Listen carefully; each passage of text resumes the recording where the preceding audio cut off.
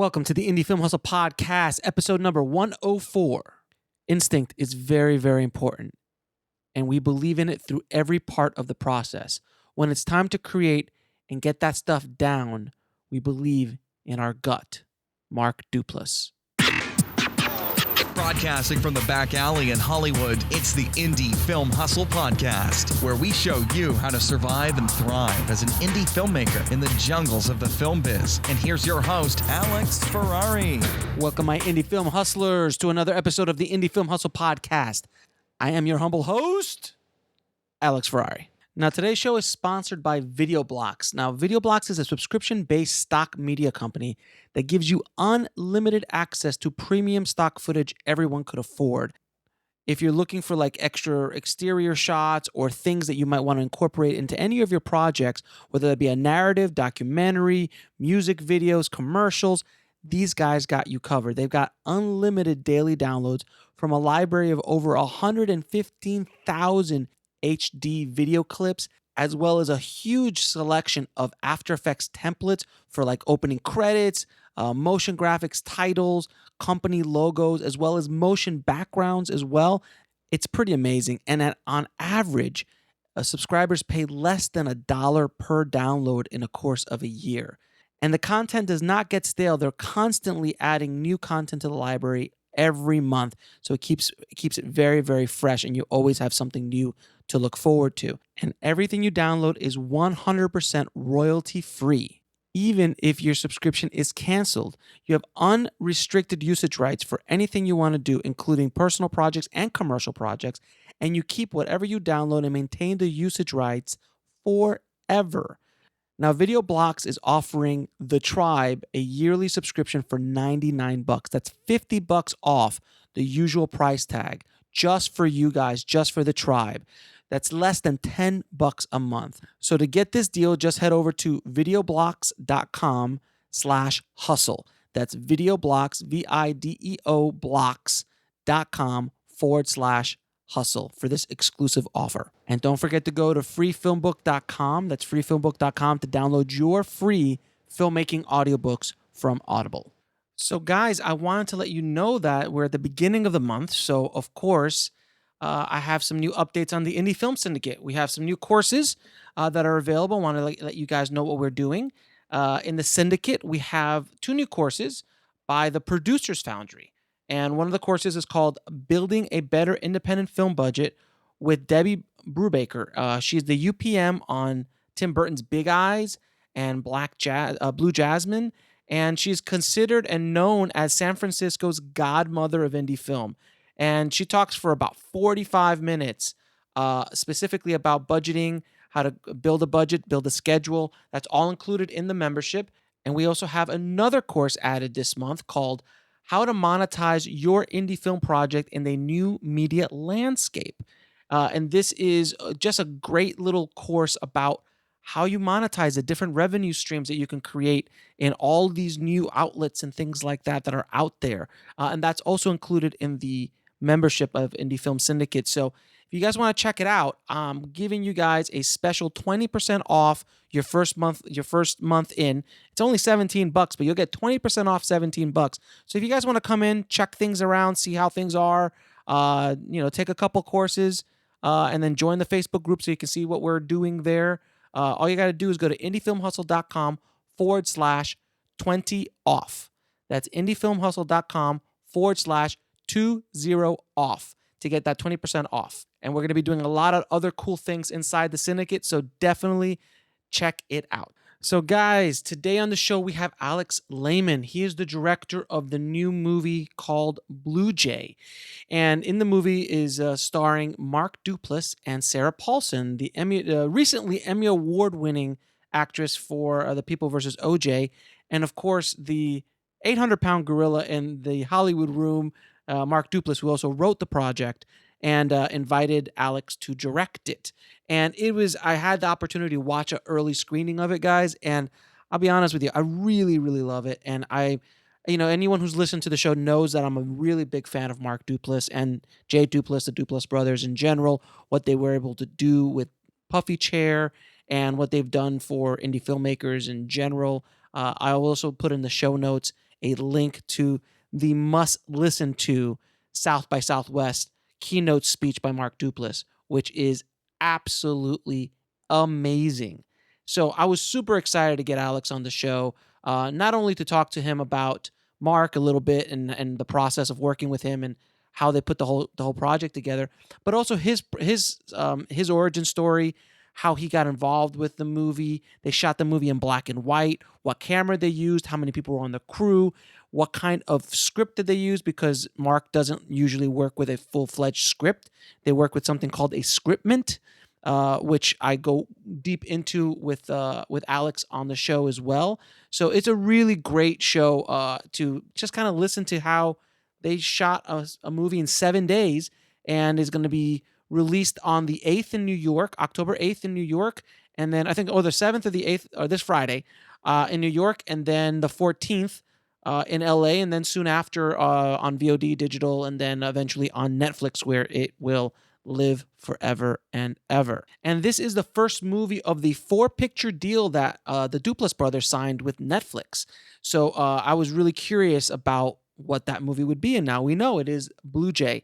So definitely check the movie out, guys, but sit back and relax and get ready. As I always say, take some notes, because Alex laid down a bunch of knowledge bombs, and I really hope you guys enjoy it. So without further ado, here's my interview with Alex Lehmann.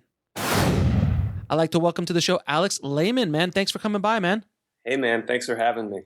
So I wanted to first off get to your origin story. How did you get into the film business? My high school had a really, really swanky TV studio, and I spent all of my free time there, like my free periods and my lunches, and I would stay after school until the TV studio teacher would lock up, and he would drop me off at home, actually, on the way home. Probably this day and age, it would be not allowed. Right. I was about to say, today, not happening. But my house, my house was on the way home. And so he would just, I'd stay to the TV studio till like 5 o'clock, 5:30 every day. I was like doing like a lot of like school news stuff, but like I'd take cameras out and make movies with my buddies and, So you were an AV nerd, basically. I was totally an AV nerd. Yeah, absolutely. So you got started with being an AV nerd. Then how did that translate into actually getting a job?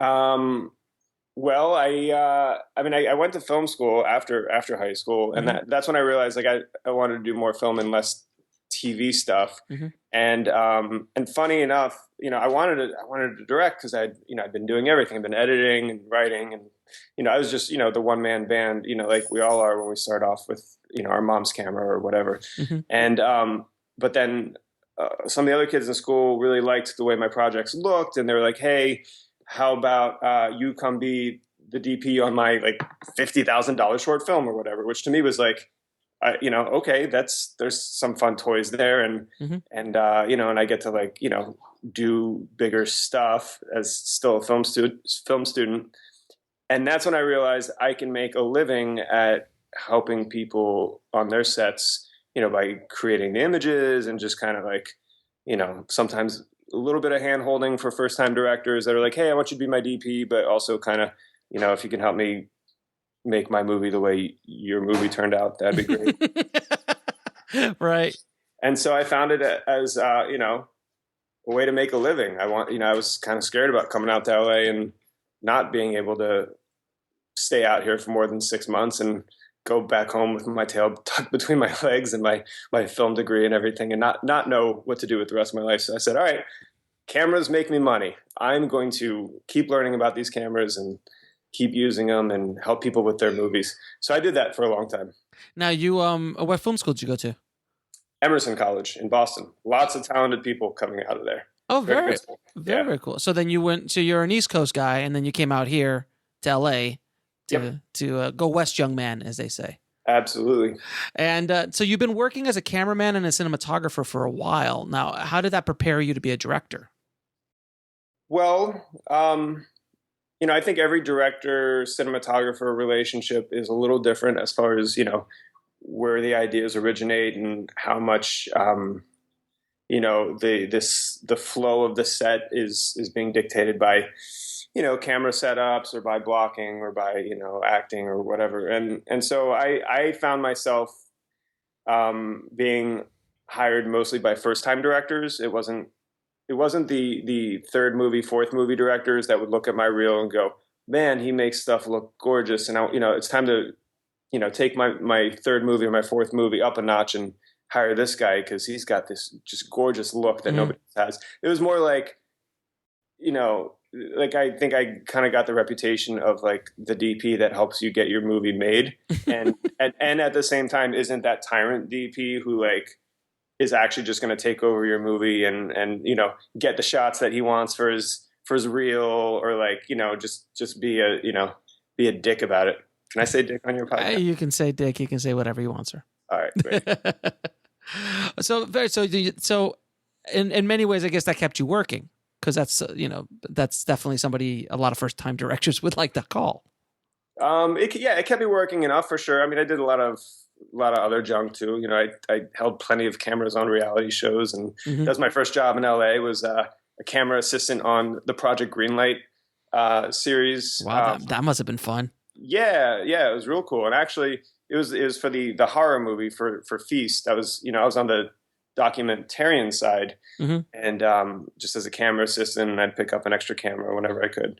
And then I eventually started shooting movies for that director and for that production company. So, I was kind of at least, I want to say, smart, I guess, about what reality show I worked for, knowing, hey, there's a transition into movies here. But it's always harrowing, that those first couple jobs in LA. You want to make sure it's never going to be exactly what you want to do, but you want to make sure you're setting yourself up for growth and transition, at least. So that one worked out. Yeah, it's true. It never ever works out how you plan. No. I've never met somebody who's like, oh yeah, this is exactly how I planned this whole thing out. which is a theme of the movie Blue Jay. Yes, which we'll bring right into Blue Jay. Can you tell me about how Blue Jay came to being? Yeah, so ironically, things never work out the way they're planned, and right. And there is no golden ticket in the movie industry, except Mark Duplass asked me if I wanted to direct DP a movie that he wrote. So that's a pretty good golden ticket. I'm just throwing that out there. That's not a bad golden ticket, brother. Yeah, I guess after 12 or 13 years of kind of busting my butt. No, you're an overnight success, sir. You're an overnight success like everybody else. It was. I had done some other work with Mark, but yeah. So Blue Jay comes up. Mark says, we had just finished work together on this documentary. I made Asperger's or Us, which is worth getting into at some point.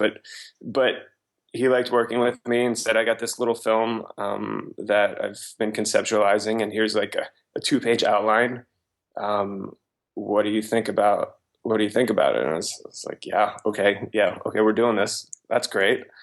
And so, my first narrative feature is I consider myself incredibly lucky. Fortunate.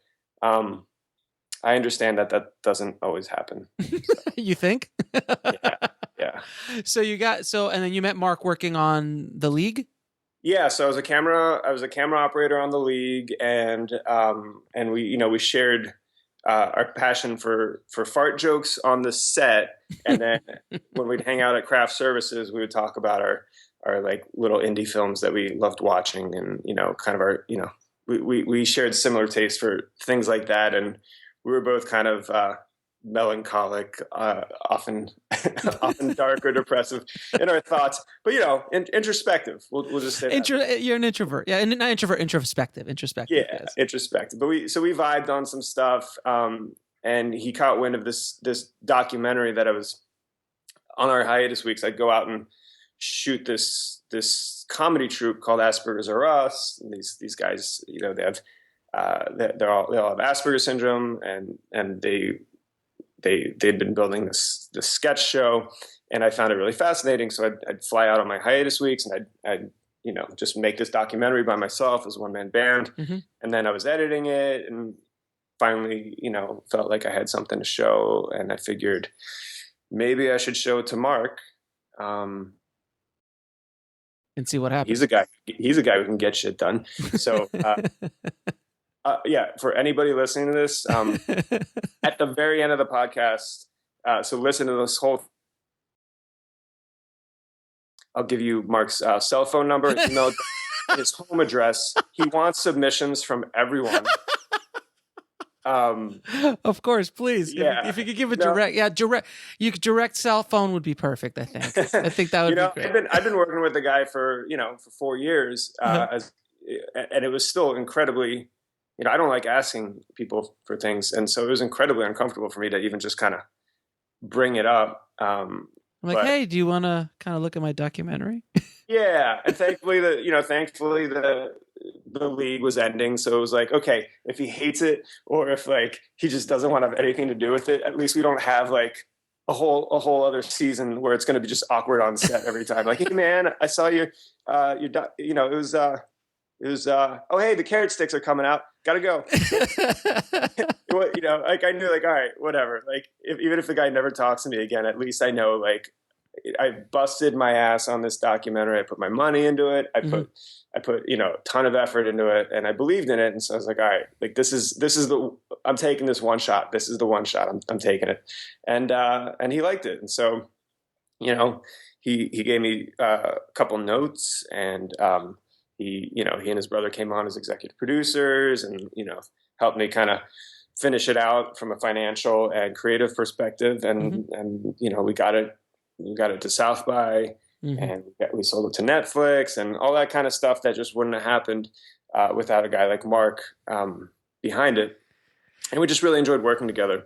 So Mark is that 800-pound gorilla without question in the room. He's him and his brother. I mean, they've been doing, and I mean, I've talked about Mark on the show many times, and on the website. I'm a huge fan of Mark's and what he does in Puffy Chair and the whole mumblecore movement when it started and stuff like that. And he's an inspiration, man. He really is an inspiration of what can be done in the film industry without question. And he seems very down to earth. Oh, he's such a jerk, dude. Never again. Great actor. That's all I gotta say. Great. No, and to boot, he's just a very kind human being who just, he just listens to people, and he's just very present. So, and melancholic. and melancholic. Yep. So how was it? And so you're directing your first narrative, all right, and then you've got, you're directing a film written by Mark Duplass, and then you're going to direct Mark Duplass and Sarah Paulson in a movie. How do you go about that? Well, we were going off of, not a complete script. We were going off of a scriptment, I guess you could call it. I was going to ask you about the writing. How does it? Is it like his normal writing, improv heavy kind of stuff? What's his process as far as the writing and how the script is brought out to? I don't know what his process is for everything, and I think this one was a little different. But I can tell you, as far as the process for this one, we started. He had 2 pages, and you're going to think like 2 pages that really must not have had a lot.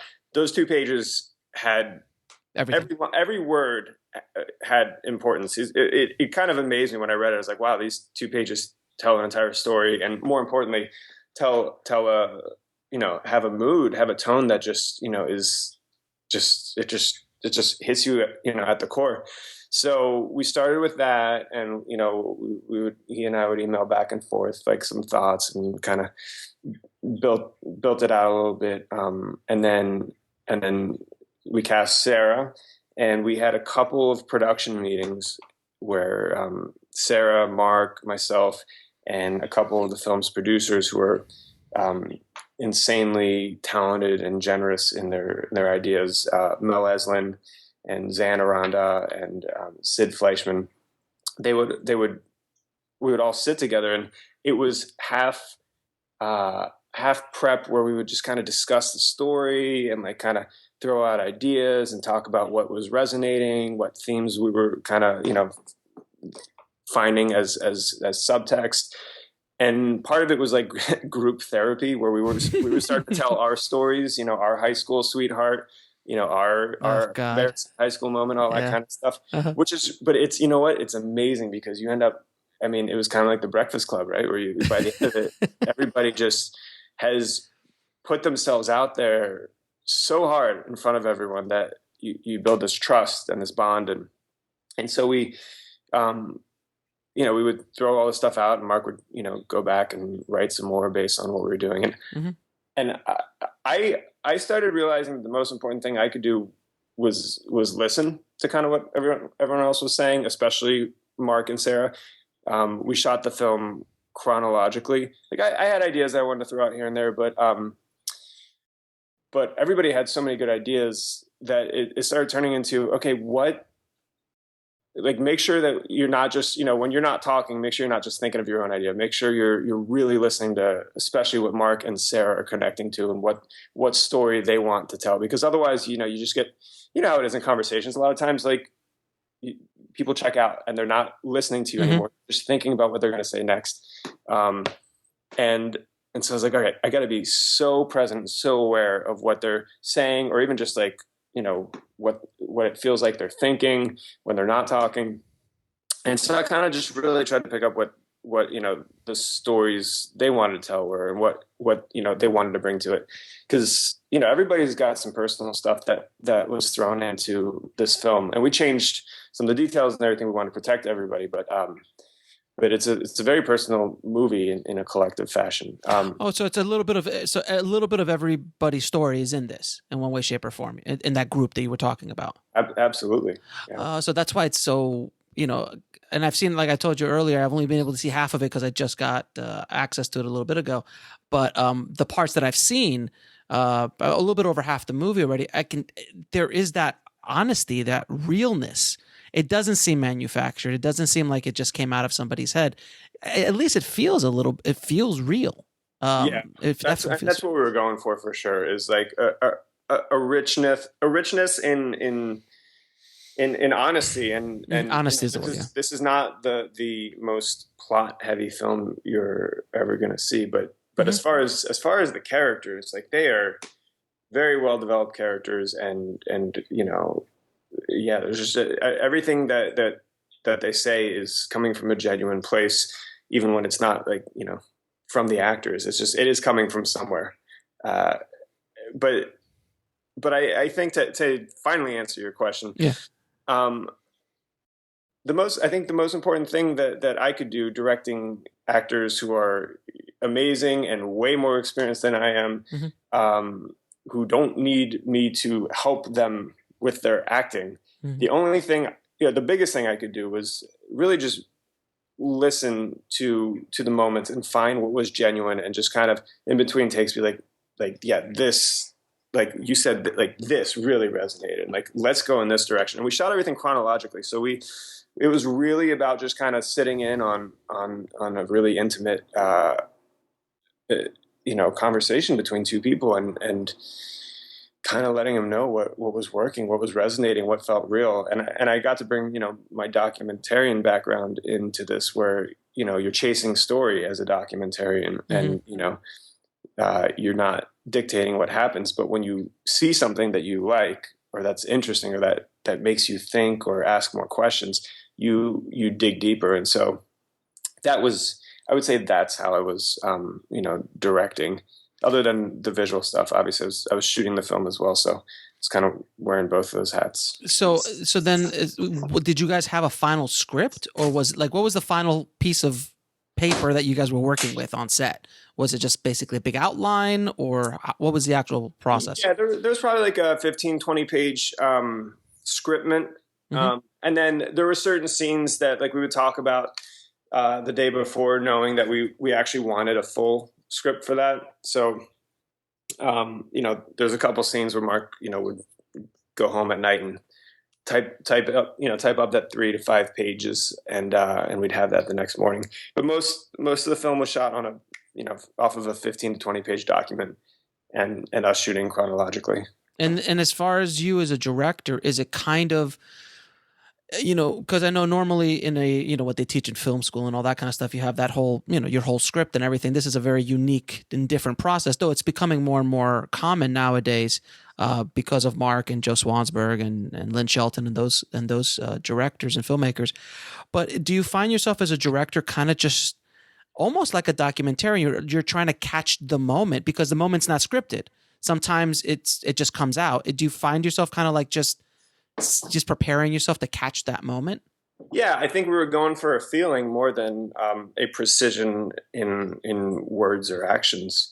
And so as long as we were kind of capturing the nostalgic melancholy, and as long as we were like feeling that the characters of Jim and Amanda were, evolving together, developing, new and interesting dynamics, which when you were working with Mark Duplass and Sarah Paulson, like they're going to do that. They're that good. They're, as long as you've got that, it's yeah, I think it's just about finding those moments and going like, that's interesting, and you just bank a lot of those really cool moments, and you chase extra, kind of extra themes and extra through lines so that you give yourself, some options in post. Mm-hmm.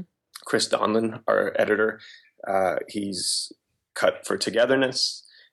He cut Creep, so he's pretty familiar with the way these Duplass films shoot in one way or another, where we cut together different versions of scenes in case we want to chase the story this way or chase the story that way. So we give ourselves some options, but at the end of the day, it's just always about walking away from a scene feeling like we went somewhere real, we went somewhere interesting, and none of us feels like it was a lie. Right. Now, you were saying that you also are the cinematographer as well as a director. How do you balance having both those hats on the same set? Because I've done it myself, and it's challenging to say the least. Yeah, sometimes we were shooting single camera, and sometimes we were cross shooting. And the first couple days, I would operate one of the cameras when we were cross shooting. I quickly learned not to do that because then I only get to see half of what's going on. So that's one way, you've got to do it, is if you start trying to do the cross coverage for improv, like just put someone else on the camera. It doesn't matter if it's, your gaffer or your camera assistant or just, your mom, I don't know, whatever. Mm-hmm. Like, it's more important that you are, watching both sides. So that's an important one. And that's a lesson I learned day 2 or 3. And then as far as everything else, my cinematography has always been about the story. And that sounds kind of cliche, and I kind of hated myself for just saying it there, because I feel like it's like what somebody has like on their website or like on their business card or whatever. But it's true. Like, I've never been obsessed with lenses. I was just asked to write this article about like selecting the right lens, and I was like, no, I usually like select the lenses that make the storytelling easier. I'm never the one that's like, oh man, this lens has a killer flare, we got to get that. Like, I don't care. Mm-hmm. Like, I'll spend a little time lighting. I'll spend a little time thinking about what the look needs to be. But more important to me is, does the shot tell the story? And, does the blocking benefit the story? Or is it just, am I just trying to fit the blocking into the frame to make something look pretty? And when you start thinking like, oh, okay, like how do I make the cinematography work for the story? You're thinking so much about what the story is that you're right back to thinking like a director anyways. So I think that if you're shooting for the story, you're not, and you have a little bit of shooting experience, and you're not like fumbling through the camera menu, as long as you've learned the basics, that stuff kind of goes on autopilot, and you're just working towards the story anyways. And you kind of get lost in the story. Now, what was the size of your crew? We were like 12, 13, I think 12, 13, 14 of us. and we shot it in 7 days. It's engineered, to be achievable with something like that. We didn't want too many people. It's a very intimate story. Mm-hmm. We didn't want a set with just a bunch of people being loud and everything. It's not all in one location. A lot of people ask, like, oh, 7 days, did you shoot it all in a house? Mm-hmm. About half of it is in a house, but half of it isn't. But when you have 12, 13 people on your crew, you don't have a lot of vans or a lot of gear or a lot of people to move around, so you can actually hop around to a bunch of places every day and just shoot more. And where did you shoot? What state? We shot in California, in Crestline. It's next to Big Bear. Oh, I was gonna say it looked like I thought it was like almost Colorado or Montana because of all the. It didn't look California at all to me. When I saw it. It's a pretty cool area up there. And yeah, we there are a couple shots specifically that like really make it feel like much bigger mountain world than what you would expect from anything near LA. But yeah, it's like 2 hours from LA. Oh, really? It's not that far away either. Yeah. So then, what kind of lighting package did you use, by the way? I used a couple of LED like light pads, light mats. I like big sources, but they don't need to be like bright. They just need to be bigger sources, so that they're a little more pleasing on actors' faces. Mm-hmm. And actually, I ended up using so those like not like the little Christmas lights, but like the bigger bulb ones that people use in their patios and stuff. Mm-hmm. Mm-hmm. So I love the look of those. I've got a couple strands of them going around my backyard, around my patio table. And when we're out there eating, just everybody's faces, like they're glowing and their eyes just have these just beautiful, beautiful sparkles to them. And I've always thought, like, man, these lights, and the way they wrap around and they give shape, they really create a beautiful look on people's faces, but the intensity is too low because I've tried shooting stills and I've tried shooting video with them, just even in my backyard. I'm like, it's just not quite enough light. Well, we shot the film with this new Canon camera, which I'll get into in a sec. Oh yeah. And it's really good at low light. So it just kind of clicked for me, like, oh, I just took down all my lights in my backyard. Not even out of like budget necessity, but because I love the quality of them so much. And I realized, like, I'm not going to need a generator. We're not going to need like crazy rigging stuff because these are just like Christmas lights. It's just use some tape and some clamps. But like, you can just kind of like, for anybody who's a little bit more of a lighting nerd, like you can, because it's a strand, you can kind of like wrap it around so that it gives like, better shape to the fases than just like, like, but this is not practical. This is stuff off camera you were using, the lights? Yeah, it was off camera. Yeah, and I would just rig them, like up on the ceiling and tape them around and just kind of like get the shape I wanted on people's faces, and knowing that the intensity of these bulbs was enough, and so like we got some really cool looks out of it. So it's basically so you had some LEDs, some basically like flexi lights. I don't know what those are, but yeah, they're like 2 foot by 3 foot LED pads. I had two of those, and I had a bunch of Christmas lights and natural light. Yeah, and practicals too, I guess, like whatever, sure. Lamp bulbs and stuff like that. Some bounces here and there, and basically you were done. Yeah, but like we didn't. Yeah, that was our lighting package. Like we had like two. So no 200-pound, 2,000-pound grip truck.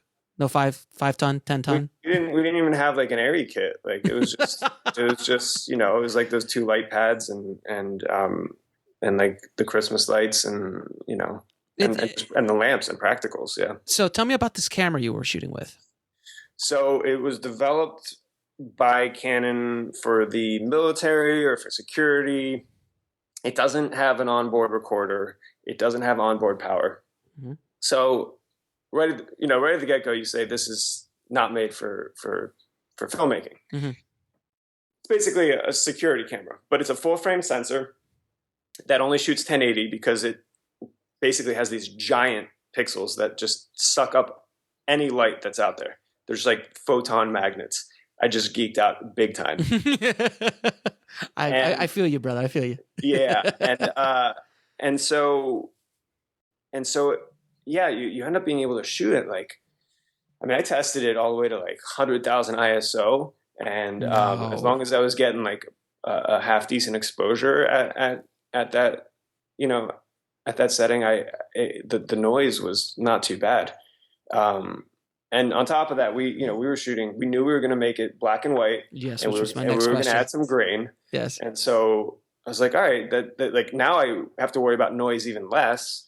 But yeah, the camera was performing really well, like at like 50,000 ISO and sometimes at 100,000 ISO. And yeah, and also it has this full frame sensor, which just it's like what the big movies are doing a lot now, like with like The Revenant, right? Like anybody who's shooting 65 mil to get that feeling, that really intimate feeling. Or Tarantino's shooting, he shot 70 mil inside of a cabin, not because he wanted the vistas, but because he wanted that relational space with his actors inside the cabin. Mm-hmm. Well, that full frame sensor looks gorgeous with some Canon Cine Primes, and it really just allows you to just be a lot closer to the actors without like having like a fisheye that like just starts distorting them and making it feel less personal. So the combination, it wasn't just about a low light camera. It was also like the full frame sensor and the image that it created with the Cine Primes. It just, I don't know, it just felt like very like it was going to be a very intimate look. So now, yeah. So the next question is, why did you guys decide to shoot black and white? Because obviously black and white lessens your markability, but I think with the cast that you had and the kind of movie it is, I guess that's not as big of a problem as it would be for an independent filmmaker with no name actors in their movie, correct? But what made you choose to shoot black and white? Well, we have to give props to Netflix. The Duplasses have this development deal, this 4-picture deal with Netflix, and we knew that this film probably was going to go into that. So is this part of that 4-picture deal? It is. It's the first. Oh, cool. And we reached out to Netflix when we were in prep and just said like, hey, we're looking at making this movie, and we got Sarah and Mark, and we're pretty small. It's a chamber piece, and we want to make it black and white. And they said, no problem, go for it. I hear honestly, I hear working with Netflix as a creator, they just kind of really let you loose in a lot of ways. Yeah, and by the way, it's smart. Like I appreciate what they're doing, and as a filmmaker, it's exciting. When I think about it from a business perspective, it's like, yeah, you want to attract people who are inspired, and you want to have as many different and interesting things as possible. So it's like, yeah, it's a smart move. It's a smart move on their behalf, and we're all very thankful for it. Mm-hmm. But yeah, so unlike something like The Man Who Wasn't There, where it's like the Coen brothers, and even the Coen brothers are being told like, well, shoot it in color, and we'll probably let you release it in black and white, but let's just shoot it in color to cover our asses. It's like, they're the Coen brothers. Let them do whatever they want to do. But like, studios, especially when it's a bigger budget, they want to, cover, protect their assets, and it makes sense. Yeah, absolutely. Fair enough. Now you brought up budget. I know that's a very sensitive subject. Can you tell us an estimate of what the budget was on this? Because some people understand, not an exact, of course, but just, under something. It was under $50 million. Nice. Yeah. Yeah. Under 50 million? So. Under 50 million, I swear. and as soon as it looks like 52 million, tell you the truth. I appreciate that. We'll release the actual budget once the IRS is done auditing us. That's that's gonna be my answer now from now on. Anytime anyone asks what my budgets are. Very cool. Now this premiered at, was it Toronto? Yep. Toronto. So was that the first time you were at Toronto, the Toronto Film Festival? I've been there as a DP. Okay. for a short and a doc that I shot. But that was years ago. It's that festival is just blown up. It's an amazing. It's been a long time since I've been at that festival too. But when I went, it was a beautiful festival. But how was it? So there's a different experience about going as a DP and then going with a movie that has stars Mark Duplass and Sarah Paulson. That's premiering there. How does that whole adventure? How did that tell us? Like a fly on the wall. How was that adventure for you? The hotel room was really nice and had chocolates. And, no, I mean, it was overwhelming. It was all really overwhelming, to be completely honest. There's a lot of really wonderful, talented people there. There's, like any festival, there's so many movies you want to see, and you're never going to get a chance to see all of them. And you want to meet everyone and talk to everyone. Me personally, I want to stay away from all the business people and the agents and the producers and whatever. And I just want to go meet other filmmakers and actors and watch their stuff and gush about, how they did it differently and how I've learned something by watching them. But it's also an industry. It's definitely very much an industry festival where, we were there promoting the film, and that was really fun. And, Mark was there, and we screened it. We premiered it for 1,000 people, at the Ryerson Theater. Mm-hmm. We'd never screened the film in a theater for anyone. Right, but it was shot 1080p, right?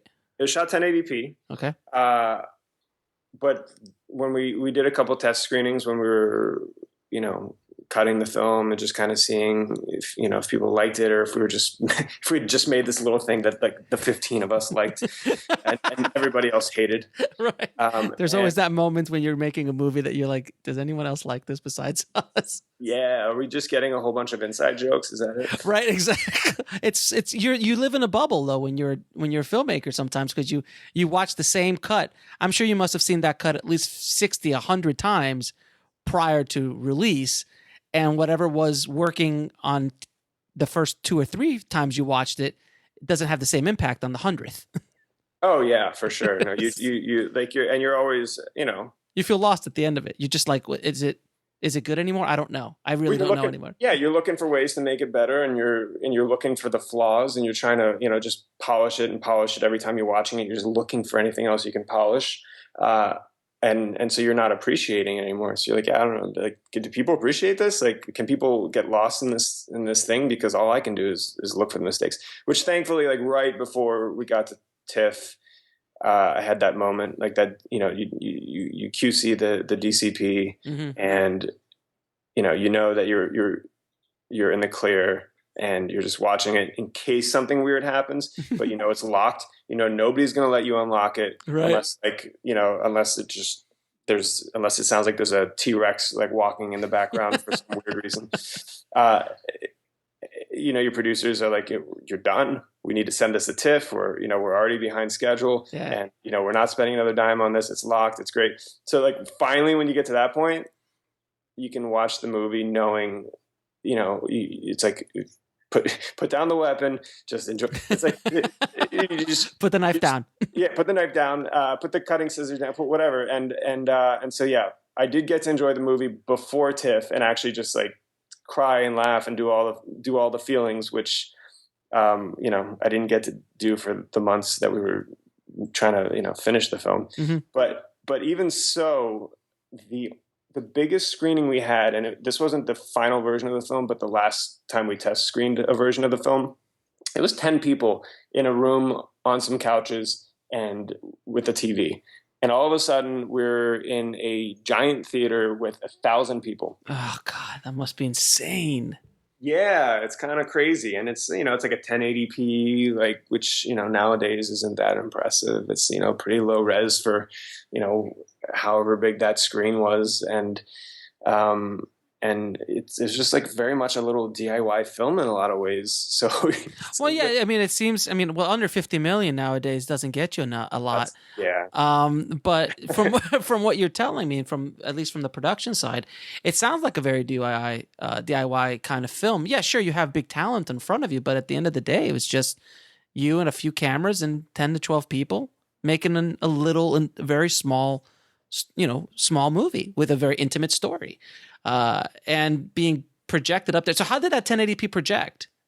You know what? It held up great.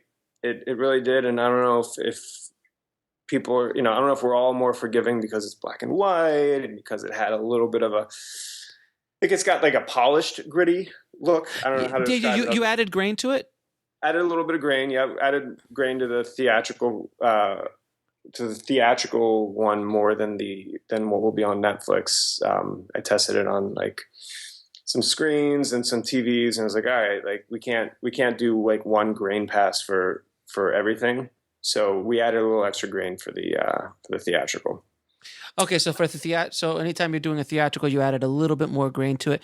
Now, what was the purpose for the adding of the grain? On a filmmaker to filmmaker, I just wanted to know why you did it. As far as its aesthetic, is it because you're trying to get that warm film feeling that we all grew up with?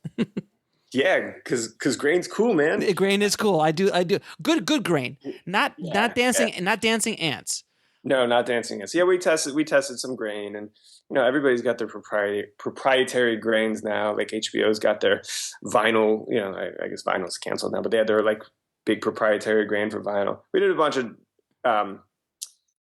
tests with different film grains, and we found one that felt really natural. But yeah, I don't know. It gives image a little bit more life, or it can. Mm-hmm. And this is a film that doesn't have color. It doesn't have sweeping crane shots. It doesn't. It has like one dolly shot, I want to say. You had a dolly. You had a dolly. We had a little doorway dolly. I was going to say you didn't have. I used it once. Right. I didn't want to use it for much. It's a simply shot film, mm-hmm. and a lot of the story is driven by these characters talking. So you don't want to do too much. You really let it live with the actors, and so like a little bit of grain kind of gives that just subconscious feeling of like life and movement. I guess that sounds a little pretentious. I'm gonna go back to film to grain. The grain is cool. Yeah. Fair enough. Now, so Netflix obviously was involved prior to you guys filming, correct? They were definitely saying that this seemed like the first film that they wanted to pick up from the deal. Okay. But I don't think it was officially a Netflix film right away. And then, but you're also doing you're releasing it in this kind of new distribution model where it's streaming and it's in the theaters on the same day. Yeah, so we have these great distributors that the Duplasses have worked with a bunch. They're called The Orchard. Mm-hmm. They curate a lot of really good films. I'm excited about a lot of the stuff on their slate. But they're doing our theatrical and our VOD, and then eventually the film will be on Netflix. But yeah, actually it comes out. I don't know when this podcast airs, but we do our New York theatrical release October 7th. Mm-hmm. And our LA theatrical release October 14th, and it does VOD and digital platforms October 11th. So it will be on Netflix on October 11th as well? No. Okay. It'll be on Netflix TBD, but not in October. Not in October, but probably soon therefore afterwards. Yeah. Yeah, after VOD and the other digital platforms. Yep. Very, very cool, man. So I have 3 questions that I ask all of my guests, and this is my Oprah moment. So prepare yourself. I'm checking my couch right now. All right, get ready to cry. There's a fur ball. Is that what everybody gets?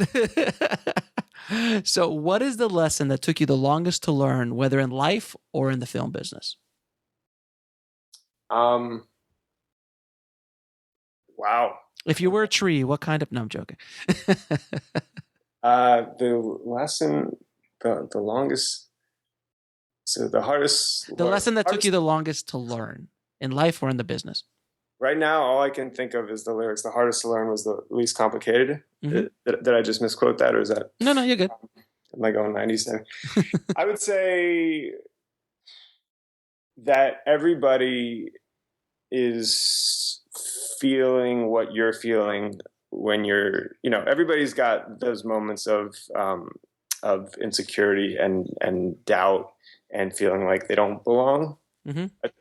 Because it's very easy to just go inward and focus on what you're feeling. And it's like, man, I don't know if I'm doing the right thing, if I'm making the right choice, whether it's a life choice or an on-set choice or an editorial choice or whatever. And you think like, man, I just really don't know sometimes.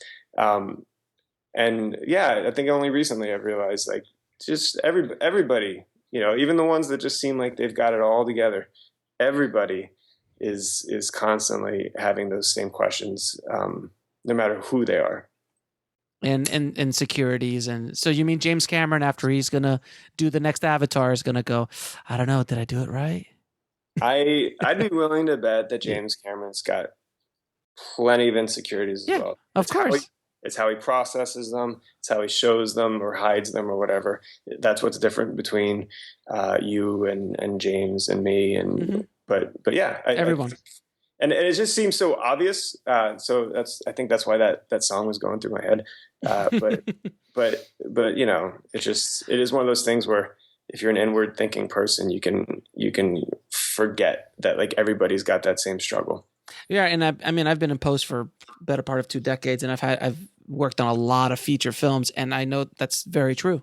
I mean, no matter how big the person is in the room while you're editing or color grading or finishing a movie, they all have those insecurities. They're just like, is it good?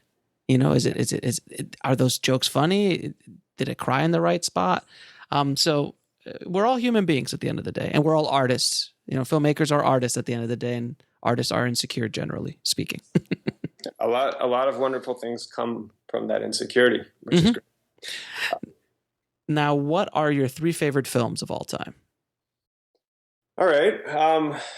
Jaws is number 1, I'm sure. It's been on the list many times on the show. Yeah. I'm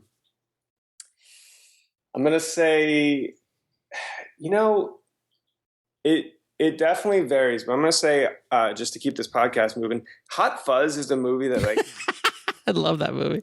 Every time I go back to it, I'm like, oh shit. And he did this and he did that. That just, that's the kind of movie that I love, where you just, I don't know. It's like Airplane, where you just go, but instead of just like, gags and stuff, it's plot stuff, it's characters. I don't know. Yeah. Hot Fuzz is a brilliant movie to me that just doesn't get the credit it deserves. And I know a lot of people love it, but you gotta like watch it like twice in the same week to really realize how much thought was put into everything. Yeah, like you brought up Airplane again, and like every time I even think about Airplane, I crack up. Yeah. Have you ever seen a grown man naked, Jimmy? Yeah. It's just one of those where like I feel like the filmmakers just worked on the movie so much where they're like, anytime there's a void of even half a second, we're gonna find a joke in there, whether it's a sight gag or a sound effect, whatever. Like we're just gonna cram the jokes in there. It's amazing. Exactly, it really is. And what was your 3rd? The 400 Blows is a movie that I connected with at a young age. Mm-hmm. Yeah, it's a good film. It's a really good film. Yeah. I like that film a lot, and that definitely speaks closer to the kinds of films that I like to make, where I just really like to stick with a character or a couple characters, and even if you put them through a gauntlet, it's all about them and just kind of how they're getting through that gauntlet. Yeah. And then what was the funniest story you can actually say publicly that happened on set? Well, that time that Mark punched Sarah out, and then we had to, she had those black eyes, and we had to. Oh, you said that you can say publicly. You can say publicly, sir. That you can say publicly. I'll edit that out, sir. No, it was very just a positive set. I'm trying to think. No outtakes. Nobody just broke for one reason or another. I mean, there's an outtake that made it into the film. there's, I mean, a spit take, so I guess it's not. Oh yeah, I just saw the spit take right before I called. That's where I'm at in the movie. Yeah. So that, I mean, that was fun. That was a nice little gift, but it was a really good spit take, by the way. it was very real, very unplanned, and they kept going, and it was fun. It's about those capturing those moments. It's like capturing that magic. It is like a documentarian in a lot of ways, but with narrative. It's you want to capture that lightning in a bottle, and you know that. I mean, listen, like really, really good filmmakers can recreate those moments like champs. Like there's a lot of people that are just, I mean, there's certain filmmakers that'll do 100 takes to get it exactly the way that they wanted it, or to give themselves every option that they need to cut it. And that's a great way to make films. And especially if you've done it well for, 20 years, you get to that point where you really are going to be the person who can refine, and you've got actors that just can dial it in. And I think Sarah's actually one of those actors for sure. And Mark is good at that, but Mark's background is not of a classical training. He is the most aware and in the moment person you'll ever meet. If you have a conversation with him, you'll feel like the rest of the world doesn't exist to you, to him. He's there, and that's a big part of what he brings to his acting. And so, he is good at like recreating moments, but he's even better at just being incredibly genuine in the moment. So, we really look to capture that lightning in a bottle. And if we've got it, and we're happy, we go home. We don't say, now let's make the lightning a little bit louder, like a little bit brighter for this take. Let's just see if we can, tweak the lightning, or can the lightning come in like half a second later? It's like, no, dude, you just fucking caught the lightning in the bottle. You just nailed it. Why are we doing it again? It wasn't exactly what any of us had planned for. It's not a Kubrick set. No, it's the anti-Kubrick set, and you get to go home every day with these amazing things that happened. And it's kind of like life. Like, I dare anybody to try to write down on a piece of paper exactly what's going to happen to them today. And if they get it right, I'm going to say your life is boring. Go out and, go out and let yourself be surprised, and put yourself in situations that allow for interesting things to happen, which is, I give credit to I'm a fan of the Duplass films, and I think where some people fall short of it in trying to replicate it. It's you can't just have two characters be somewhere and talk and expect that the lightning is going to strike. You need to create that perfect condition, and a big part of it is developing characters that have things that they need from each other and want from each other, and putting them in scenarios where those things can happen and have somewhere to go. So you do have to create the conditions for the lightning. I'm not going to say it's just as easy as sitting around waiting for lightning to strike, but at the same time, it's very much being aware and open-minded, and lightning shows up in all different forms. And final question: is there anything you can, if you were going to give one piece of advice to filmmakers just starting out in the business, what would that be? Do everything for a little bit. Don't try to just follow a path you've set out for yourself. I'm giving two pieces. I'm cheating on your question. I don't care. Fine, go for it. Do everything to take all those jobs, but the other thing is like go out and make those movies, and whatever. It's cliche at this point, but like shoot it on your iPhone if you have to. Hey, it worked for Sean Baker. Laptop, do whatever you got to exactly. But like shoot them and cut them and finish them. Don't spend a ton of money on them. Allow the first few to suck, and maybe they won't, but they possibly will. and don't hate yourself when they suck, and don't go broke making the first couple sucky shorts or whatever. Like, just keep doing it and doing it and doing it, and you're going to get better. I guarantee you that, when you compare yourself, like we all do, you compare yourself to the filmmakers you love, you're comparing yourself to them farther along in the process. Everybody, you need to remember that they had their first films as well, their first shorts, and like even what is publicly their first short, like, I don't know, there's like the Scorsese, the guy shaving, whatever. Which is like a cool little short, and it's like apparently like his first short film. I call bullshit on that. I guarantee you, I guarantee you, he made some short films that weren't as good, and like they never seen the light. Scorsese's first short. They didn't get a Criterion Collection on it. Yeah, exactly. Yeah, and by the way, even if that was for, fine, that's Scorsese. There's plenty of room for other people like me and you, who need to make some shitty short films and some learn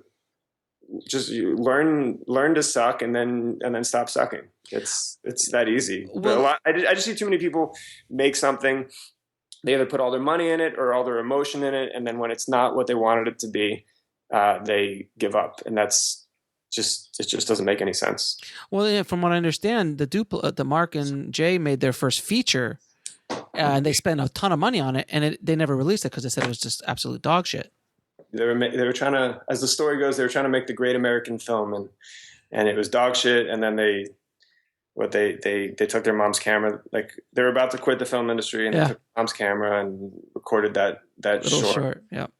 Yeah, that little short that got into Sundance and launched their whole career. Yeah, and then they did Puffy Chair, I think, right after that. Yeah. Yes, everyone has a story. Giving other people chances to make movies, which is so cool about. Yeah, they really do help other filmmakers along, and they really help launch other filmmakers, and they care. They really do care, and it's wonderful that they do that, because a lot of people, when they get to the level that the Duplasses are at, they don't. They just forget about them, and they just live in their ivory tower. Well, yeah, and I don't even blame those people. I think a lot of them are just tired. Oh no, I know, they get bombarded. You're the bosses or anyone else, it's so much work to get to where they are. Oh, yeah. But yeah, I guess Mark and Jay have, reserved a little bit of energy and compassion for other people trying to get stuff done. So yeah, they're for sure. So where can people find you and find the movie? Right now I'm in Encino. Mm-hmm. So yeah, people can find me. Geez, I don't know. Do you have a website? Use Twitter. Do you have a website? Facebook. I don't know. So no one can find you, Alex. Okay, that's fine. Great marketing. Fantastic. Yeah, great. Well, I'm not a movie. I'm just a guy. I'm just a guy who's like at home. I'm a guy looking at a movie, expecting you to say "I love you." All right, my Twitter handle, I promise I'll try to start using Twitter more. It's at Frenchy Canuck, FRENCHYCANUCK. Okay, I'll put that in the show notes. Good luck, everyone. Good luck, everyone, getting that. I'll put it in the show notes, guys. Don't worry. And then the movie's going to be available theatrically in New York on the 7th? On the 7th. It's going to be available digitally on October 11th, and it'll have a 1-week theatrical run, maybe more if everybody comes. Who knows? October 14th in LA. Okay, great. And then after that, and then probably in the next few months or something like that, you can find it on Netflix, where it will live forever. Absolutely. Absolutely. And the documentary that the Duplass, the doc that started it all, or Us, which I'm very proud of as well. And that's on Netflix right now. That'll be on Netflix soon, right around when Blue Jay hits. Asperger's or Us should hit as well. Fantastic. I'll put links to all that, guys, in the show notes. And then, as you promised, Alex, what is this? If you want to submit something to Mark Duplass, what is that? What is that information? Yeah, don't tweet at him or email him. Yeah, he prefers you just call him directly so you can pitch your ideas. And his phone number is 818-32. Hello, Alex? Alex, are you there? Damn it. So close to get Mark Duplass's number. I'm going to have to see if I can get Alex back on the line. Sorry if I teased you guys with that, but, technology, what are you going to do? It just cut off and I couldn't get him back on the line, Things suck that way sometimes. But anyway, man, I hope you really enjoyed that interview with Alex. Not only does he have an amazing first name, but I know I really feel like he dropped a lot of great knowledge bombs and really got an inside view of not only how Mark works, but how he worked on this project. And it's pretty fascinating. I really wanted to hear more about his camera and what he was using, which seemed a little bit outside the box. And you know what? And I just wanted to kind of shine a light, guys, that, just because it's a movie that has big stars in it and is on Netflix and getting a theatrical, it's not that, it's basically a movie in a house. There's 3 people in the entire movie, and basically 99% of the movie is just 2 people talking and having conversations. And it's visually stimulating, and they have so much fun, and there's so much heart in the movie. And that's what I'm trying to say. You don't have to go so big. You don't have to make it so complicated. Just get down to the core. Now, when you do that, you've got nowhere to hide. In other words, visual effects and action and spectacle will not hide a bad story. So it's a little bit braver to do what Mark and Alex were doing in Blue Jay. And that's kind of like what we did with Meg. There is no world building. There is no big visual effects or action sequences or anything like that. It's the story. It's the performances. It's the characters. And for better or worse, I put myself out there with Meg, and we'll see how the world takes her. But just, guys, don't forget, you don't have to go so big. Just tell a good story. And if you tell a good story and keep it simple, like I always say, KISS, keep it simple, stupid, you might be able to get through those hurdles of what you've been trying to do to try to get a feature film made or to get a project made or something shot. Just don't build it up so much in your head. That's what I did, unfortunately, for almost 2 decades. But now I'm free and I'm making movies, and that's all that's important, man. You're creating art. So I hope you guys like that a lot. Please don't forget to head over to filmmakingpodcast.com and leave me a hopefully good review on iTunes. It really helps us out a lot. And of course, as always, keep that hustle going, keep that dream alive, and I'll talk to you soon. Thanks for listening to the Indie Film Hustle podcast at indiefilmhustle.com. That's IndieFilmhustle.com.